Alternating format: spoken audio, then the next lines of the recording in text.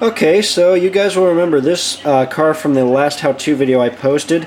This is the Union Pacific Mopac scrap metal gondola that I recently made up for the prototype weathering on the video that I posted. And again, just a quick overview of this car. I think it came out really good, and it's a great representation of a modern Union Pacific gondola with the faded logo, the heavily weathered sides, beat up sides.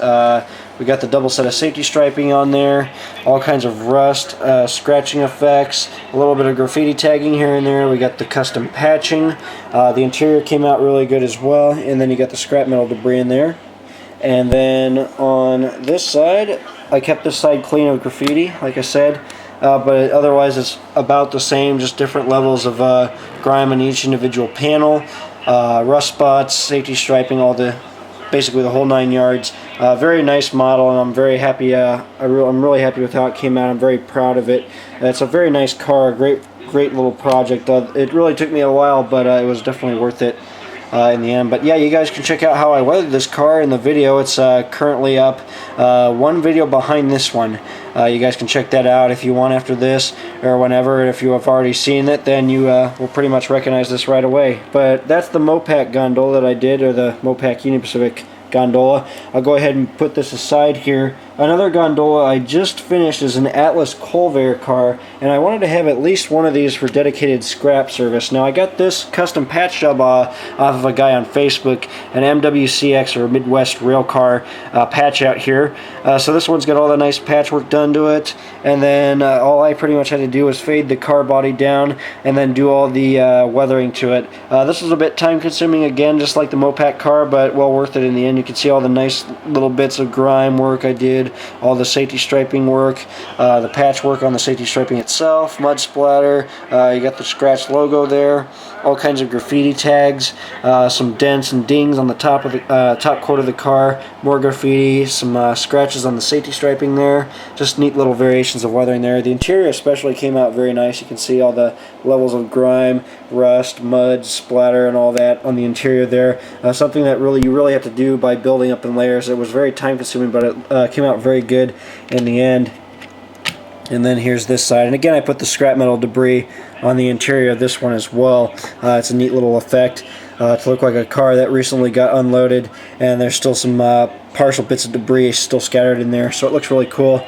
And then on this side, again about the same, but just light bits of work here and there, just variations in the patterns of the weathering I did, whether it was the airbrush work, starting with it, and then working into the dry brushing techniques. I just tried to vary it in between to really mix things up, but I think it all came out really good, as you can see. I'm very proud of it. So something else I did too is I replaced the couplers with the KDs and added the air hoses as well, just to kind of spruce up the detail on this particular car. But other than that, it's pretty much ready to go, and I'm very happy with it. It's a nice modern scrap gun, and it's good to have at least one of these older cars to have in your fleet hauling scrap metal. Okay, so these are going to be my projects of the month right here. I've done 3 of these total, and I've put a significant number of hours into each individual car in terms of the weathering and the graffiti work in particular. So I'll go ahead and start with the first one here. What I have been working on is a pair of 3 Athearn Genesis TTX box cars. These are, as you guys know, very prominent on the roads these days. These haul all kinds of material, and like I said, pretty much everywhere, so I decided to get some more of these and customize them up, trick them out. So the first one is 660339, and with this one I got the custom painted graffiti, all kinds of nice weathering effects done to it, put the safety striping on it, all kinds of stuff there, just to create the effects. So again, the really nice detail work on the custom painted graffiti, which I did off of photos. That looks very nice. It's very convincing, if you ask me. I think it looks very good. The roof on this car came out very good. You can see I did the grime work, basically applied it in layers with the dry brushing effects, and then wiped the top seams of these panels off, because for some reason these always stay relatively clean. It's just the flat portion of the panels are always rusting like hell, so that's what I tried to represent on this car, and I think it came out pretty good. This one's also lightly faded down compared to the others. I used the airbrush to whitewash the whole car, and especially beat up the logo as well, because that's the part that fades the most. Hit the doors up as well, and did all that. So this one is a nice bleached TTX box car in that respect. It looks pretty good. And the first end there, not too crazy, just again the fading. Got the kick up working up on the ends there now. And the same thing on this end. And then on this side, again, the custom painted graffiti based on prototype photos of the car.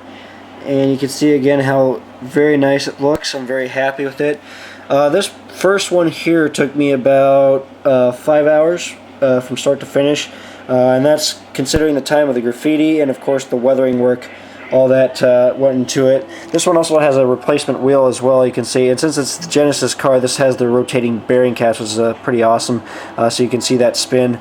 So it's pretty sweet. But that's the first one, the 660329, not the 39. Excuse me, I didn't mean to say 39 originally. It should be 29. So that's the first one, a nice little variation. This next one here is really cool. This one is 660249, and again, pretty much the same. Now the difference between these two and the other one I'll show here in a minute, you guys can see the contrast in the paintwork. This one is relatively faded down. This one is still a relatively darker yellow. So you can see the variation in color. Something I really wanted to try to focus on with these cars is to have the variation in color, because these might all have been made around the same time, but these all weathered differently. Some of them are faded really badly, some of them are relatively clean, some of them are completely rusted over. There's a lot of variations of these, but the one thing that's common on all of them is that they're all pretty much splattered to the very top of them with the graffiti. So that's what I really tried to focus on, especially is the graffiti work. We'll go ahead and set that back aside. But again, the custom painted graffiti, which I spent all the time doing, all the little scribble here and there. And then these have the safety striping placed over them now. As you can see, they updated those. And then this one has the rusted up roof as well. And it's on this side here. This side really took the longest. This was probably the most time consuming out of all of them that I did. This one I had to do the prototypical graffiti that says Zays or Zay-Z, however that's pronounced, Zay-Z Act. And I tried to do this one the best I could. So I custom painted the mural in the back. You got the starry backdrop, which is actually purple, that for some reason is showing up as kind of a lavender blue color on my camcorder here. I'm not sure how that's going to show up on YouTube, but it's actually a purple color. The background is black. It's like a mountainous backdrop that they did. And then they painted the letters with like all of the cracks, and then it's got the purple on the bottom as well. And then you can see it goes all the way down the side of the car, and then you got the act portion and then some scribble here and there. And then I updated it to kind of weathered it over a little bit, made it look a little beat up, a little scratched here and there. Put the safety striping over it, did some patchwork for the new car data there, and then the TBOX reporting mark number and the data as well. But this looks really cool. As you can see, it's very nice. That's another neat variation of graffiti work for one of these cars. And again, the trucks, everything like that, all came out very nicely. But that's the second one. The third one that I'll go ahead and conclude this video with is the 66025, and this one again is relatively faded down, and then you got all the rust work in particular on the sides, on the doors, the panel seams, everything like that is all weathered up. And then again, you got the prototypical graffiti on the sides, and then the safety striping is put over the graffiti to kind of make it look like it's a relatively older tagging that got the safety striping put over it. So you can see the custom painted graffitis just goes along the side of the car there, and then it has the safety striping over it. So that looks pretty cool. And then on this side again, all the work. As you can see, this one has the really beat up, scuffed up TTX Next Road Any Load logo there as well. Looks pretty cool. But there's all the custom graffiti there. You guys can check that out. I'm pretty happy with it. Looks very nice. But yeah, these are the 3 TTX box cars I just finished. And like I said, I'm very happy with how these came out. I think these look really, really cool. I'm very happy with them. These are definitely my models of the month right here. So I got to snap some photos of them and get these uploaded to Facebook so you guys can check these out on my Facebook group.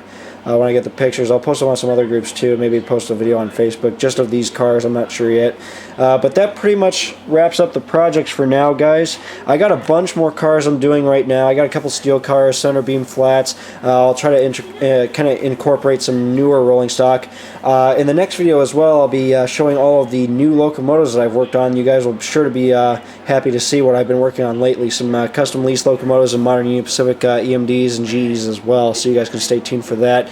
So yeah, thanks for watching, guys, as always. Hopefully you like what you see. Be sure to stay tuned for more. I'll keep posting regularly here. Keep an eye on my Facebook page as well if you guys aren't already following. You guys can check me out there on Dan's Custom Trains. That's my Facebook group. My name is Daniel Arnold. You guys can look me up there. Follow my work there if you'd like. And subscribe here on YouTube for more. So stay tuned for more. And until next time, take care.